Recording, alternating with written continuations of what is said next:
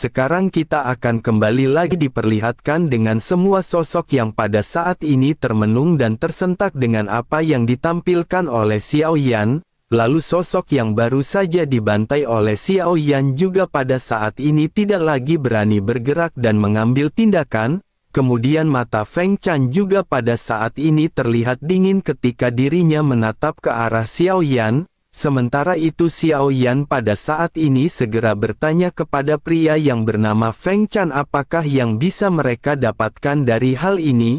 Feng Chan mau tidak mau pada saat ini segera menjelaskan kepada Xiao Yan apa yang akan bisa didapatkan. Feng Chan menjelaskan bahwa tepatnya hal ini ada hubungannya dengan token iblis keabadian kuno. Setelah berhasil membunuh penguasa istana maka dirinya akan mendapatkan rekor. Hanya dengan mendapatkan setidaknya 3 token istana maka dirinya akan memenuhi syarat untuk pergi ke istana surgawi. Xiao Yan sedikit mengerutkan kening dan bertanya apakah hanya itu. Feng Chan pada saat ini tersenyum pahit dan segera mengeluarkan token iblis keabadian kuno miliknya. Di atas token iblis keabadian kuno ini terlihat adanya 2 segel berwarna emas. Feng Chan pun lanjut menjelaskan bahwa dirinya telah tinggal di sini selama 100 tahun.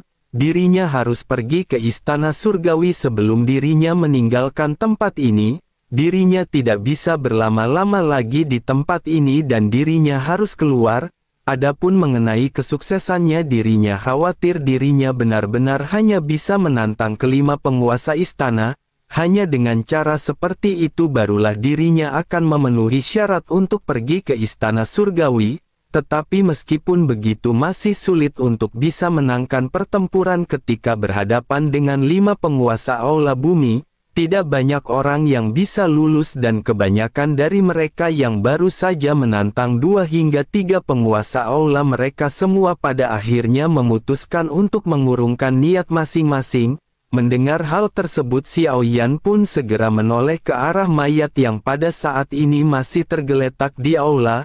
Luka di tubuhnya hampir sembuh dan sepertinya dirinya akan segera dibangkitkan. Xiao Yan pun segera berkata bahwa Xiao Yan akan pergi setelah Xiao Yan menghabisi penguasa istana ini. Feng Chan pada saat ini hanya bisa terdiam sambil duduk bersila di kejauhan memasang ekspresi muram. Sementara itu bersamaan dengan hal tersebut Jin Dongming dan Long Biao pada saat ini perlahan masuk mendekati Xiao Yan. Xiao Yan pada saat ini segera berkata kepada keduanya bahwa mereka tidak perlu mengambil tindakan apapun. Begitu kata-kata ini keluar meskipun masih ada keheningan di aula banyak orang masih sedikit mengangkat sudut mulut mereka memperlihatkan cibiran sinis. Semua orang termasuk dengan Feng Chan pada saat ini memasang ekspresi terkejut di mata masing-masing. Feng Chan pada saat ini tidak lagi ingin banyak bicara. Dirinya pada saat ini hanya sedikit menangkupkan tangannya ke arah Xiao Yan sebelum akhirnya mundur ke belakang.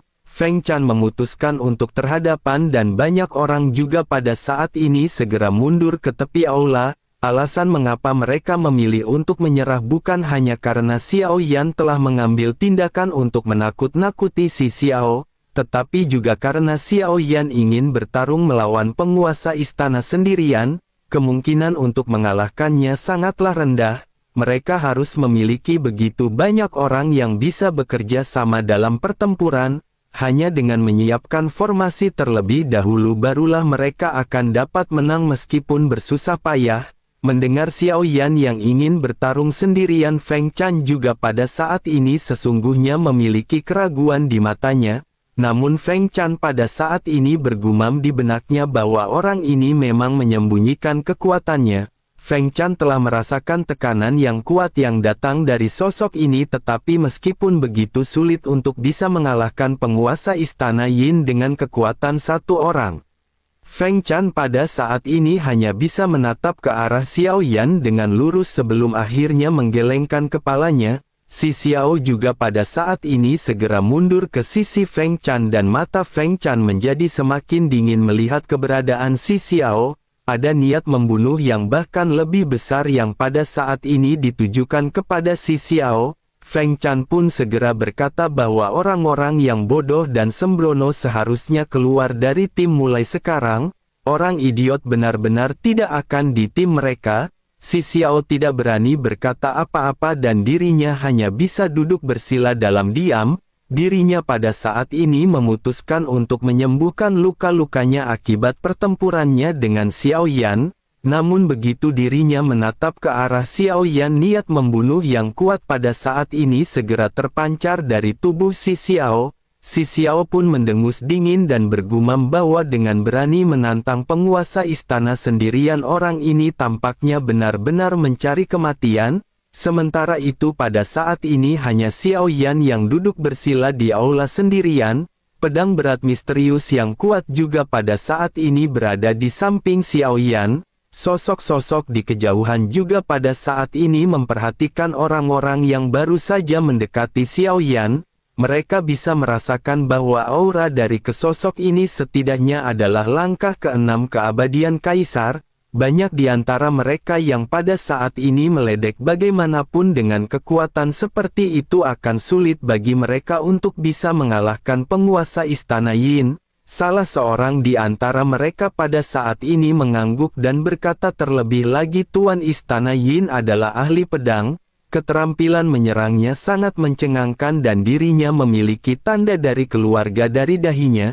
Dari zaman kuno hingga sekarang pedang keluarga Ye masih menempati peringkat pertama, namun dirinya benar-benar tidak tahu nenek moyang keluarga Ye manakah yang kurang beruntung hingga pada akhirnya dibawa pergi oleh klan Cimi. Tetapi meskipun begitu ilmu pedangnya pada saat ini masih jelas dapat diwarisi.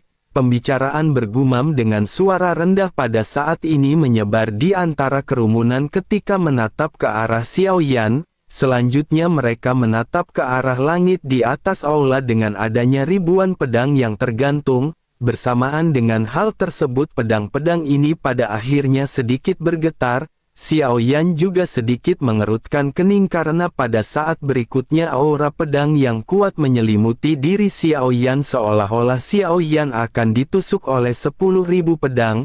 Di hadapan Xiao Yan juga pada saat ini telah berdiri sosok pria berjubah putih memegang pedang di satu tangannya. Sosok pria berjubah putih ini segera mengangkat tangannya dan menyerang langsung ke arah Xiao Yan. Xiao Yan tahu bahwa semua ini adalah ilusi yang dipadatkan oleh aura pedang. Pada saat ini pedangnya datang dan kehendak kuat milik Xiao Yan juga meledak. Kekuatan kehendak atau keinginan ini seketika membentuk kabut energi dan darah. Tubuh fisik yang kuat juga akan membuat Xiao Yan menyadari konsep artistik dan darah tersebut. Inilah yang pada saat ini ditampilkan oleh Xiao Yan, tetapi tidak hanya itu, api dan guntur bergemuruh sebelum akhirnya menyelimuti kesadaran Xiao Yan. Begitu energi pedang ini mendekat, energi kesadaran Xiao Yan juga seketika melonjak. Selanjutnya Xiao Yan pada saat ini yang sedang duduk bersila tiba-tiba membuka matanya. Dengan dipenuhi energi Xiao Yan pada saat ini segera menangkis pedang pria tersebut dengan satu tangan. Si pria pada saat ini menatap ke arah Xiao Yan dengan tajam sebelum akhirnya mulai berbicara. Sosoknya berkata bahwa dirinya sangat senang bisa bertemu dengan orang yang bisa mengalihkan niat pedang atau aura pedang Ye Chuan miliknya. Jika begitu permasalahannya, maka Xiao Yan benar-benar memenuhi syarat untuk bertempur dengan dirinya. Sosok yang berjubah putih yang berbicara ini adalah mayat yang sebelumnya tergeletak di tanah. Sepertinya dirinya juga bahkan tidak ingat bahwa dirinya pada saat sebelumnya telah mati. Ini adalah penguasa istana Yin yang bernama Ye Chuan. Situasi pertempuran di arena pada saat ini tiba-tiba menyebabkan semua sosok seketika tercengang. Mereka pada saat sebelumnya pernah berhadapan dengan sosok penguasa istana Yin dan mereka tahu kekuatan apa yang dimiliki olehnya. Bersamaan dengan Xiao Yan yang pada saat ini melakukan pertempuran Zonggu juga pada akhirnya seketika memasuki aula.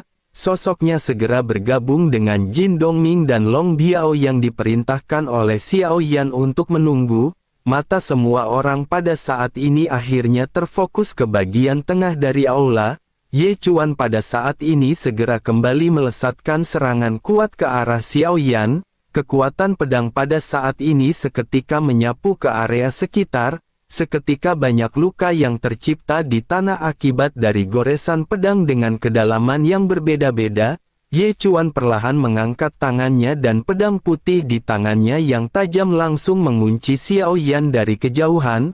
Energi pedang beriak di tubuh pedang dan ruang di hadapannya seperti terpotong menjadi beberapa bagian. Xiao Yan menatap pedang putih di tangan Ye Chuan dan bisa merasakan adanya ketajaman yang ekstrim.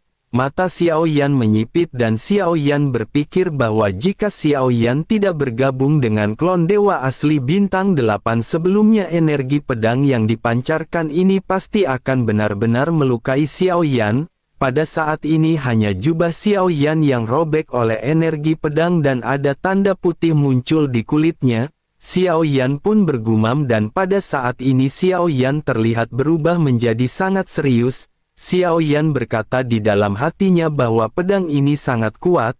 Untuk tubuhnya saat ini selain dirinya takut akan racun merupakan tantangan besar ketika Xiao Yan harus menghadapi serangan yang memiliki ketajaman begitu dahsyat. Sementara itu di sisi lain Ye Chuan pada saat ini tidak lagi memutuskan untuk banyak omong kosong. Matanya berubah menjadi dingin dan energi pedangnya seketika meledak. Dirinya mengayunkan pedang putih di tangannya dengan ringan langsung ke arah Xiao Yan.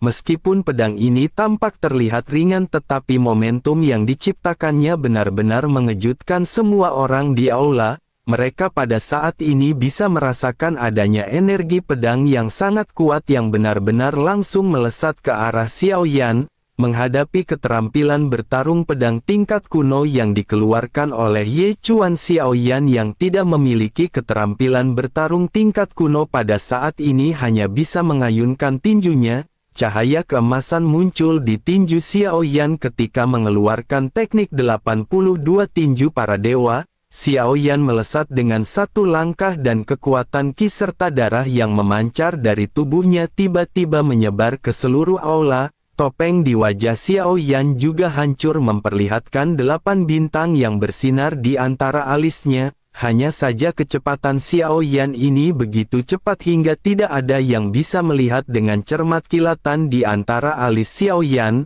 Mereka hanya bisa merasa seolah-olah ada gunung besar yang pada saat ini menekan mereka. Nafas mereka menjadi semakin cepat dan darah di tubuh mereka sepertinya telah berhenti mengalir. Perasaan ini juga tidak datang dari energi pedang Ye Chuan melainkan dari Xiao Yan. Mereka pada saat ini bergumam kekuatan macam apa yang ditampilkan oleh sosok Xiao Yan ini. Ini bukanlah kekuatan keabadian tetapi kekuatan ini sangat kuat sehingga membuat mereka merasa sekecil semut. Feng Chan juga pada saat ini tercengang dan matanya membelalak ketika menatap ke arah Xiao Yan. Namun meskipun begitu Feng Chan juga pada saat ini menghela nafas lega. Beruntung Feng Chan pada saat sebelumnya tidak benar-benar menyinggung sosok Xiao Yan. Feng Chan pun pada akhir bergumam bahwa mereka bahkan tidak memenuhi syarat untuk bertarung dengan orang ini. Si Xiao pada saat ini benar-benar terkejut dan niat membunuh di matanya telah menghilang. Hanya aura yang dipancarkan oleh Xiao Yan saat ini saja benar-benar membuatnya mustahil untuk bisa membalaskan dendam. Si Xiao pada akhirnya hanya bisa menutup matanya dan dirinya ingin segera pulih dari lukanya secepat mungkin. Dirinya tampaknya tidak lagi berniat untuk berurusan dengan Xiao Yan. Dirinya juga merasa takut dengan Xiao Yan dan dirinya memutuskan untuk pergi setelah dirinya berhasil memulihkan diri. Bagi si Xiao bukan hal yang tidak mungkin ketika Xiao Yan berhasil mengalahkan Tuan Istana, Xiao Yan akan lanjut menghabisi si Xiao. Sementara itu di aula utama segel tinju emas di seluruh langit bertabrakan dengan energi pedang yang kuat. Hantaman yang kuat melanda tetapi tampaknya sepertinya ada batasan khusus di area di sekitar. Dengan begitu serangan ini benar-benar tidak merusak bangunan yang berada di sekitar. Sementara itu Xiao Yan pada saat ini menyipitkan matanya setelah Xiao Yan berhadapan dengan serangan dari Ye Chuan. Xiao Yan bergumam bahwa Ye Chuan tidak memiliki kekuatan keabadian dewa. Jika begitu permasalahannya maka dengan kekuatan tempur Xiao Yan saat ini tidak banyak orang di bawah keabadian Kaisar Bintang 8 yang bisa menghadang Xiao Yan. Sementara itu di sisi lain Ye Chuan pada saat ini masih memegang pedang putih di tangannya dan berkata kepada Xiao Yan bahwa dengan kekuatan fisik yang begitu kuat apakah dirinya masih berpikir bahwa dirinya akan masih bisa memblokir pedang milik Ye Chuan. Kekuatan keabadian yang agung pada akhirnya melonjak dan dirinya segera mentransfer kekuatan tersebut ke pedang putih miliknya. Sesaat kemudian bayangan putih tiba-tiba muncul di belakang Ye Chuan dan ini adalah roh pedang dari pedang miliknya. Ye Chuan pada saat ini berkata bahwa dirinya memiliki 3 teknik pedang dan dirinya akan mengeluarkannya satu demi satu. Begitu Ye Chuan selesai berbicara aura kuno juga pada saat ini segera menyebar ke seluruh pedang. Perasaan tajam menjadi semakin kuat dan Xiao Yan pada saat ini seketika mengerutkan kening. Segel bintang 8 di antara alis Xiao Yan segera berkedip-kedip dan tubuh Xiao Yan mulai meroket dengan kecepatan yang cukup cepat. Xiao Yan berpikir daripada Xiao Yan membuang-buang waktu di sini lebih baik Xiao Yan bersikap tegas dan menekannya dengan kekuatan absolut. Sosok Xiao Yan membengkak hingga ratusan meter dalam sekejap dan pada saat ini segel bintang 8 di antara alis Xiao Yan benar-benar bersinar terang. Barulah semua orang dapat melihat dengan jelas segel bintang yang berada di antara alis Xiao Yan. Mereka pada saat ini kembali bergumam mengapa segel bintang ini terlihat familiar. Dirinya ingat pernah melihat segel bintang yang persis sama yang dimiliki oleh penguasa Istana Siang. Mungkinkah orang ini juga adalah orang yang berasal dari klan dewa asli? Sementara itu di sisi lain segel daun juga pada saat ini muncul di tengah alis Ye Chuan. Ini adalah simbol dari keluarga Ye Chuan yang berisi kekuatan penguasa pedang keluarga Ye. Merasakan momentum ini pikiran Xiao Yan juga pada saat ini seketika mulai terguncang. Tampaknya Ye Chuan juga pada saat ini benar-benar tidak ingin lagi banyak membuang-buang waktu. Ye Chuan pada saat ini perlahan mengangkat tangannya dan menjentikkan pergelangan tangannya sebelum akhirnya menyerang dengan pedang ringan miliknya. Pedang ini memicu angin kencang yang bercampur dengan aura pedang yang kuat yang terkandung di dalamnya. Energi pedang putih ini benar-benar memiliki ukuran ratusan meter yang langsung menuju ke arah Xiao Yan. Tubuh Xiao Yan yang besar juga pada saat ini segera dipenuhi dengan udara putih dan Xiao Yan memutuskan untuk melangkah maju beberapa kali. Xiao Yan tanpa banyak penundaan segera mengeluarkan teknik 7 langkah mengguncang para dewa. Bayangan kaki besar tiba-tiba terjatuh. Angin kencang yang menakutkan pada saat ini menyebar dan kekuatan Xiao Yan benar-benar dicurahkan.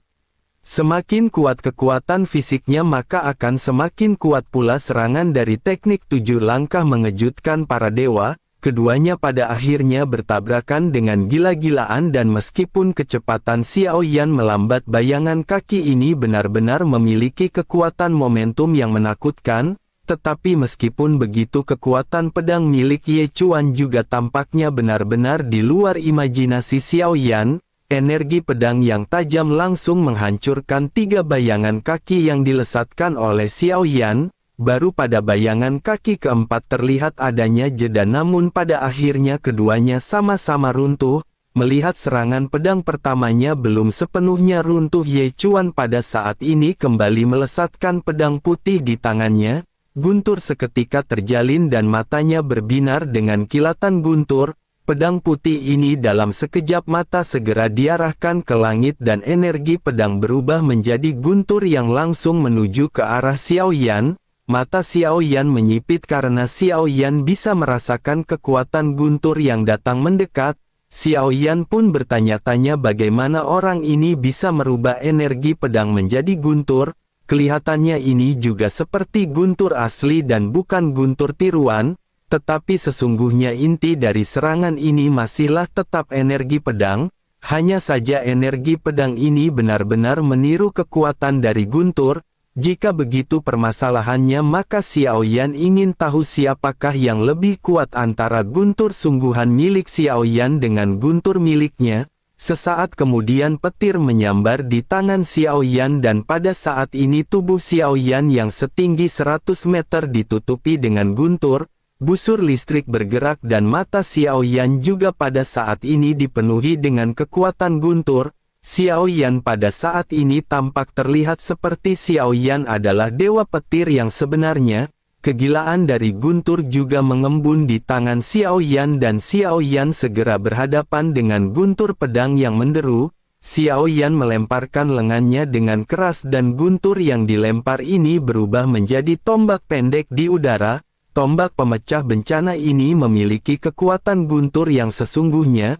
Kecepatannya juga meningkat secara dramatis di bawah guntur ekstrim. Ledakan pada akhirnya segera terjadi dengan kedua guntur yang bertabrakan di udara. Begitu tabrakan meledak, guntur melonjak ke segala arah dan menyapu ke seluruh aula. Hal ini memaksa puluhan sosok yang menyaksikan pertempuran mengambil tindakan untuk memblokir guntur yang datang. Suara tabrakan yang bergemuruh tidak ada habisnya dan seluruh aula juga tampak bergetar. Bahkan belasan sosok yang bersembunyi di tepi menyaksikan pertempuran pada saat ini tidak dapat menghindari pengaruhnya. Setelah pertukaran pukulan sengit, sosok Xiao Yan pada saat ini tampak terlihat masih berdiri. Energi putih yang meningkat menunjukkan bahwa tubuh Xiao Yan benar-benar sangatlah kuat. Dua pedang kuat milik Ye Chuan pada saat ini sama sekali tidak membahayakan Xiao Yan. Ye Chuan pada saat ini tanpa banyak basa-basi segera menggambar lingkaran dengan pedangnya. Energi pedang putih mengalir dan kekuatan keabadiannya melonjak dengan gila-gilaan. Sosoknya pada saat ini segera berkata bahwa dirinya akan menggunakan teknik pedang ketiga. Energi pedang kembali menyebar dan angin di sekitar seketika berubah menjadi sangat cepat. Udara di aula tampak mengeras dan sosok-sosok pedang pada saat ini menyapu ke sekeliling. Pada saat ini Xiao Yan tiba-tiba mengepalkan jarinya dan kekuatan di tubuh Xiao Yan mulai kembali melonjak. Xiao Yan segera menyatukan kekuatan api, guntur, kekuatan jiwa, kekuatan keabadian, kekuatan 6 keinginan, lengan penghancur dewa dan kekuatan esensi darah klon dewa asli. 7 kekuatan pada saat ini mulai berkumpul dan fluktuasi yang mengerikan juga meletus dari Xiao Yan. Tubuh besarnya yang sebesar gunung pada saat ini segera melemparkan pukulan ke arah Ye Chuan. Ye Chuan juga pada saat ini segera mengangkat tangannya dan mengayunkan pedangnya ke arah serangan Xiao Yan. Kedua serangan benar-benar sangat luar biasa dan begitu berdekatan semua orang bisa menyadari bahwa tampaknya pertempuran akan segera menemukan jalan akhirnya. Dengan begitu maka setelah benturan ini akan segera ditemukan pemenang di tengah-tengah pertempuran. Pada akhirnya di hadapan banyak pasang mata belasan sosok benturan pada saat ini seketika terjadi. Ledakan bergemuruh berkali-kali dan belasan sosok yang menyaksikan pertempuran di aula semuanya segera mundur. Pada saat ini mereka semua bertindak serempak dan segera membentuk perisai cahaya untuk menahan dampak besar. Di tengah aula baik itu serangan Ye Chuan ataupun serangan Xiao Yan keduanya berubah dan tampak elegan di tengah kekacauan yang menyelimuti dua sosok di dalamnya. Suara gemuruh juga berangsur-angsur menghilang dan pada saat ini segera terdengar suara teredam. Selanjutnya sesosok tubuh melesat keluar dan menghantam dinding aula dengan keras. Seteguk darah segera keluar dari sosok yang ternyata adalah Ye Chuan. Sebelum dirinya pada saat ini bisa bereaksi, seutas benang tipis seketika terlihat melintas. Selanjutnya dada Ye Chuan langsung tersusuk dengan lengan merah cerah terentang dari belakang. Dari telapak tangan ini terlihat ada jantung emas. Ini adalah lengan sosok Xiao Yan dan tanpa banyak basa-basi Xiao Yan segera meremas jantung tersebut dengan keras. Jantung emas ini pada akhirnya meledak sementara Xiao Yan tidak berhenti di situ. Xiao Yan segera meraih kepala Ye Chuan dan segera membantingnya ke tanah. Sosoknya terjatuh dan Xiao Yan segera menginjak kepalanya dengan satu kaki. Xiao Yan menghancurkan kepala Ye Chuan dan Xiao Yan pada saat ini segera mengeluarkan nyala api. Xiao Yan segera membakar darah yang terciprat di tubuhnya menjadi abu. Tubuh Xiao Yan yang besar juga pada saat ini segera kembali berubah menjadi ukuran normal. Xiao Yan pada saat ini menatap ke arah Ye Chuan yang benar-benar tidak lagi berdaya dan Xiao Yan sesungguhnya mengakui bahwa teknik ketiga pedang milik Ye Chuan ini sangat kuat, namun jika dibandingkan dengan kekuatan fisik Xiao Yan saat ini Ye Chuan benar-benar tidak akan mampu menembus pertahanan Xiao Yan. Bersamaan dengan Xiao Yan yang berhasil menghabisi Ye Chuan pada saat ini sebuah bola cahaya muncul di atas mayat Ye Chuan. Xiao Yan segera memanggil Zonggu untuk ke depan. Zonggu pun segera bergegas dan Zonggu segera mengeluarkan token iblis keabadian kuno. Bola cahaya pada saat ini langsung dituangkan ke dalam token iblis keabadian kuno dan segel emas tiba-tiba muncul di sana. Xiao Yan pun bergumam, mungkinkah token iblis keabadian kuno yang asli akan bisa menerima segel emas seperti ini? Sementara itu setelah sekelompok cahaya menghilang masih ada pedang patah yang melayang di tubuh Ye Chuan. Xiao Yan mengangkat alisnya sedikit dan Xiao Yan segera melambaikan pedang patah tersebut ke hadapan Xiao Yan. Melihat kekuatan spiritual dari pecahan pedang yang patah yang tenggelam ke dalamnya, sosok Ye Chuan pada saat ini tanpa disadari muncul di benak Xiao Yan. Ye Chuan pada saat ini berkata bahwa dirinya adalah leluhur keluarga Ye Chuan dan dirinya berharap Tuan bisa membantunya membawa sisa jiwanya kembali ke tanah airnya. Xiao Yan mengabaikan perkataan Yan dan segera melambaikan tangannya membuang pecahan pedang patah. Tanpa diduga pecahan pedang yang patah ini segera kembali terbang ke hadapan Xiao Yan. Sebuah suara juga pada saat ini kembali muncul di benak Xiao Yan. Sosok Ye Chuan berkata jika saudara bisa melakukannya dirinya bisa memberinya keterampilan bertarung tingkat kuno. Mendengar hal ini Xiao Yan segera berkata jika begitu maka dirinya bisa memberikannya sekarang dan jika tidak maka dirinya bisa mencari orang lain. Ye Chuan pada saat ini terlihat sedikit terdiam sebelum akhirnya menghela nafas dan mulai kembali berbicara. Ye Chuan berkata bahwa dirinya hanyalah jiwa yang tersisa pada saat ini. Dirinya telah dihabisi oleh klan Cimi dan seluruh keluarganya telah dipenjara di tempat ini. Jika Tuan bisa mengirimnya kembali ke keluarga Ye, dirinya tidak akan pernah mengingkari janjinya. Xiao Yan pada saat ini benar-benar tidak ingin banyak basa-basi dan segera berkata bahwa Xiao Yan tidak menggunakan pedang. Oleh karena itu dirinya benar-benar ingin meminta maaf karena keterampilan pedang tingkat kuno ini benar-benar tidak akan berguna jika digunakan oleh Xiao Yan. Ye Chuan pada saat ini masih tidak mau menyerah dan berkata bahwa selama saudara membawanya keluar dari sini dirinya bisa melihat bahwa meskipun senjata yang digunakan oleh saudara bukanlah pedang, itu memiliki efek yang sama dengan pedang berat dari keluarga Ye. Dengan begitu maka dirinya akan bisa memberikan keterampilan bertarung kuno kepada saudara. Mendengar hal tersebut Xiao Yan sedikit merenung sebelum akhirnya berkata bahwa itu memang terdengar bagus, tetapi karena dirinya berbicara mengenai penggaris atau balok besar dan pedang memiliki kemampuan yang sama maka pada saat ini Xiao Yan harus belajar cara menggunakan ketiga teknik pedang Ye Chuan. Ye Chuan pada saat ini terlihat terkejut dan menghela nafas sebelum akhirnya berkata bahwa ini adalah keterampilan bertarung yang diwarisi oleh keluarga Ye. Dengan begitu maka hal ini tidak akan dapat diwariskan kepada orang lain. Sebelum dirinya bisa menyelesaikan kata-katanya Xiao Yan pada saat ini kembali membuang pedang patah dengan tegas. Ye Chuan pun seketika kembali berkata agar saudara pada saat ini menunggu sejenak.